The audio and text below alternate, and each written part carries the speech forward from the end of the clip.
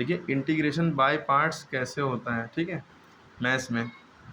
देखिए ये x दिया है इनटू साइन x दिया है, ये आपको दिख रहा है। अब इसको इंटीग्रेट करना है तो इंटीग्रेशन का साइन लगाएंगे और यहाँ पे dx लिख लेंगे। क्लियर है? जब भी इंटीग्रेशन होता है उसके साथ dx लगाता है। अगर यहाँ x है तो dx लगाओ, ठीक है।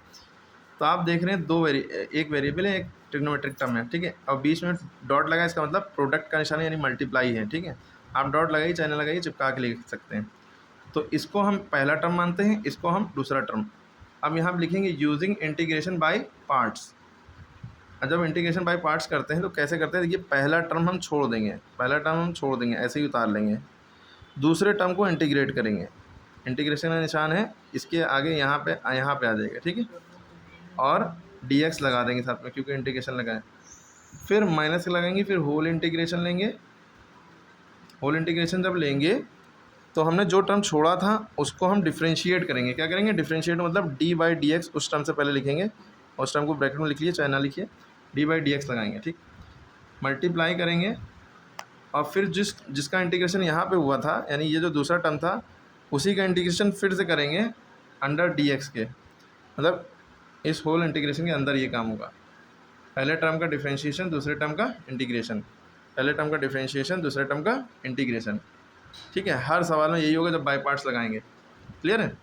और ये होल dx किसकी वजह से आया? यहाँ पे जो इंटीग्रेशन रखा था बाहर वाला, इसलिए इस दोनों स्क्वायर ब्रैकेट के बाहर इस वजह से इंटीग्रेशन आया, ठीक है। इस इंटीग्रेशन का dx ये है, ठीक। इस इंटीग्रेशन का dx ये है, प्लस अपनी तरफ से एक c कांस्टेंट जोड़ देते हैं जब इंटीग्रेशन करते हैं।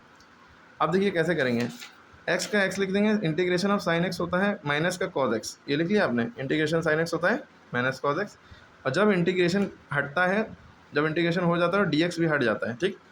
और माइनस कॉज x हमने ब्रैकेट में इसलिए लिखा है क्योंकि ये अगले स्टेप में इधर जाएगा। ब्रैकेट में नहीं लिखते तो लगता है x माइनस कॉज x लिखना है, गलत हो जाता है सवाल, ठीक है। इसे ब्रैकेट में लिखेंगे और यहाँ पे इससे पता चल रहा है कि ये x से ये माइनस कॉज x मल्टीप्लाई है। अगर ब्रैकेट में ना लिखते लगता x माइनस कॉज x लिखा है, वो गलत हो जाता, ठीक। माइनस, अब इंटीग्रेशन d/dx, ये इंटीग्रेशन, ये तो होल या इंटीग्रेशन सॉरी डिफरेंशिएशन जब x का करते हैं, नीचे x है ऊपर भी x है तो 1 हो जाता है, ठीक है। खाली x है ना, तो इसका डिफरेंशिएशन 1 हो गया। इंटीग्रेशन नहीं कर रहे हैं, डिफरेंशिएशन n(x⁻n+1) फॉर्मूला होता है।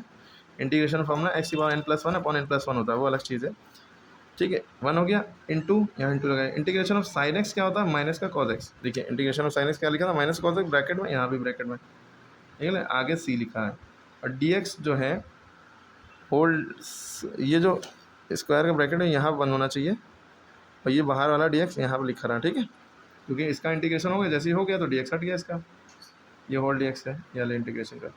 अब देखिए x को जब हम cos x से मल्टीप्लाई, और क्योंकि यहाँ पे फॉर्मूला लगा दिया है integration of sine x dx, sine x यहाँ पर dx लिखा है, integration of sine x dx की वैल्यू थी माइनस cos x, ठीक।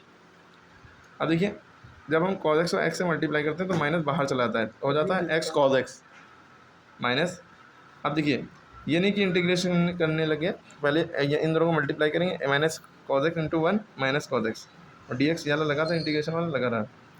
अब देखिए फिर से यहाँ पे integration of minus cos x करेंगे, उससे पहले ये माइनस माइनस प्लस हो जाएगा, और इंटीग्रेशन ऑफ cos x होता है अगले स्टेप में करेंगे। पहले ये पहले माइनस बाहर भेज दिया, माइनस प्लस हो गया। अब इंटीग्रेशन cos x करेंगे तो ओके होता है sine x, integration cos x sine x होता है, integration of sine x minus cos x होता है। ये दोनों एक दूसरे को उल्टे होते हैं, ठीक है। साइन x वाले में माइनस लगेगा और cos x वाले में प्लस ही रहेगा, ठीक है। और इसका उल्टा डिफरेंशिएशन में होता है। डिफरेंशिएशन में जब d/dx cos x करते हैं माइनस साइन x आता है, डिफरेंशिएशन ऑफ dy/sin x करते हैं तो प्लस का cos x आता है, ठीक है। इंटीग्रेशन माइनस उल्टा लगता है, integration cos x sin x, और ये पूरा एज इट इज उतार दिया, ये हो गया। हमने यहाँ फॉर्मूला लिख दिया कि cos dx की वैल्यू होती है sin x, ठीक है। तो आई होप सो समझ में आ गया होगा। फिर से पूरा देखें वीडियो, बार बार देखें। इंटीग्रेशन ऑफ बाय पार्ट बहुत आराम से बताया है, शायद ही यूट्यूब पे ऐसा वीडियो हो कितने आराम से बताया गया हो। एक मिनट, उसके बाद आप ये वाला क्वेश्चन 2 करके आंसर कमेंट में बताइए, ठीक है।